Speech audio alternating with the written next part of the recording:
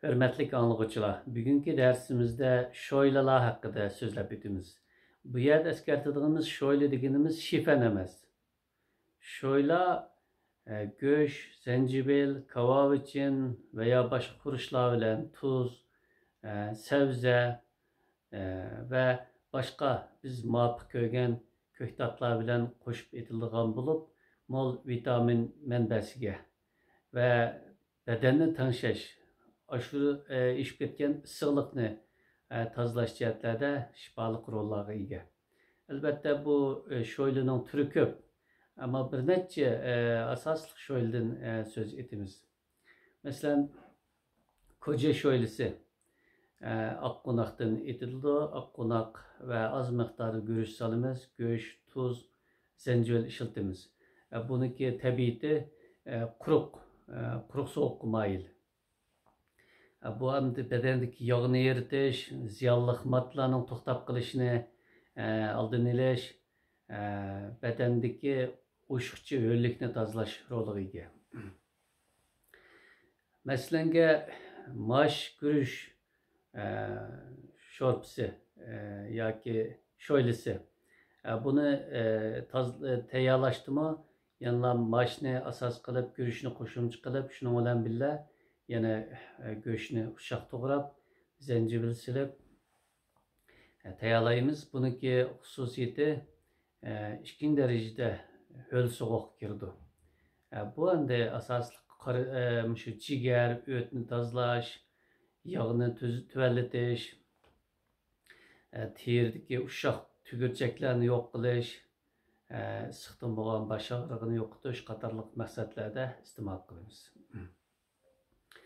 Süt sho'ylisiga go'sht solmaymiz. Buniki tabiatimi ho'l sovuqqa kirdi. Birinchi darajali ho'l sovuqqa kirdi. Mosh guruch sho'ylisi ikkinchi darajada ho'l sovuqqa kirdi.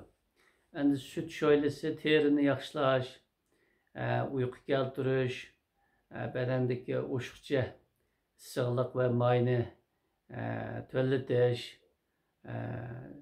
her türlü qavziyat ve terinin yirik bo'lişi, qon besimi ve şekerinin o'rlab ketish qatorliqlarga shifoliq rolga ega. Endi boy deganimizdek sho'ylining turi ko'p, ammo bu yerda asosan guruch, qo'noq, mosh asosiy rolchilar hisoblanadi. Endi uning qo'shilgan ba'zi xuruşlarga asosan har xil ismlarda atalsimi, asosan mushu dallarni asos qilib etiladi. Sho'ylarniki asosiy etilish maqsadi, iste'moldagi maqsadi yana issiqlikni, yog'ni va o'shiqcha ziyonli moddalarni badandan haydab chiqarilishga yordamlashdan iborat. Her 10 günde bir qatim sho'yla etib iste'mol qilishni tavsiya qilamiz. Sho'yla bilan shipanning farqi, shipanni guruchni, azon guruchni suvda qaynatiblam, tuz silib solmasa, shu peti iste'mol qiladiganligi uchun shipan ig'ir darajada mushu eng sodda bo'lgan shipan badanga nihoyat ziyonli. Guruchning tabiati quruq sovuqqa kiradigan bo'lib, uning ichidagi ba'zi foydali oqsil va boshqa moddalar odamga foyda qilib bo'lguncha, uningki tabiatidagi sovuqlik odamga aks ta'sirini allaqachon yetkazib bo'ladi. Shuningga guruchni polo yoki yerlik shaklda sho'yla qilib ichmagichilik, iste'mol qilmagichilik guruch amaliyotda insonga ziyonli bir dallardan iborat. Guruchning foydasidan ziyini ko'proq demoqchi. Guruch oldin qatimqi darslarimizda aytib o'tganimizdek, u ko'p insonlarni, aholisi ko'p insonlarni qo'zg'ini to'yg'izish va ocharchilikdan saqlab qilish uchun bor bo'lgan bir xil urug'dan iborat. Shuning uchun guruchga nisbatan guruchni tangshash, yaxshilash, guruchni a'lolashtirish maqsadlarida biz polo va shoyli degandek tamoqlarni ijod qildik. Ajdodlarimiz mana shu tamoqlarni ijod qilish orqali guruchniki ziyonli tarafini yo'q qilish, guruchni insonlarga foydali tarafga o'tkazish uchun mana shu retseptlik tamoqlarni ijod qilgan. Bo'libmi xalqqa, jamiyatga shuni xotirlatamiz. Polo aslida Qashqarda kashf qilingan 2000 yildan o'shiq tarix ega shifoliq bir dori.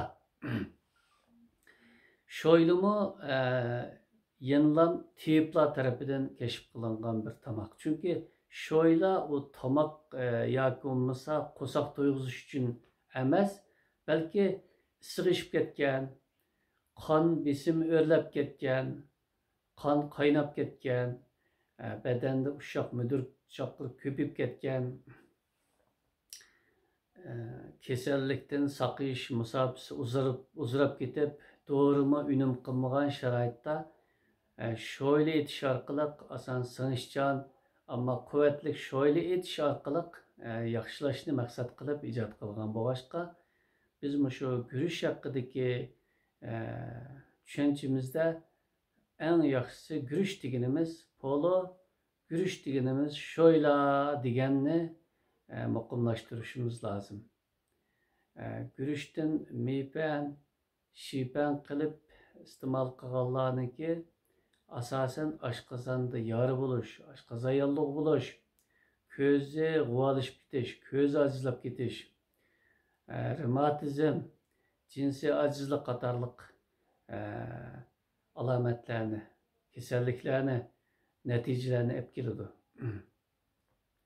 Onundan sırt gongpan, shipanni ko'p iste'mol qilganda odamninki yuzi nursiz bo'lib qoladi.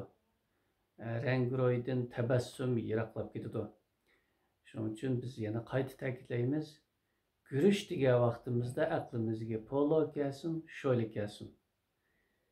Bugungi darsimiz mushagacha bo'ladi. Xayr xo'sh.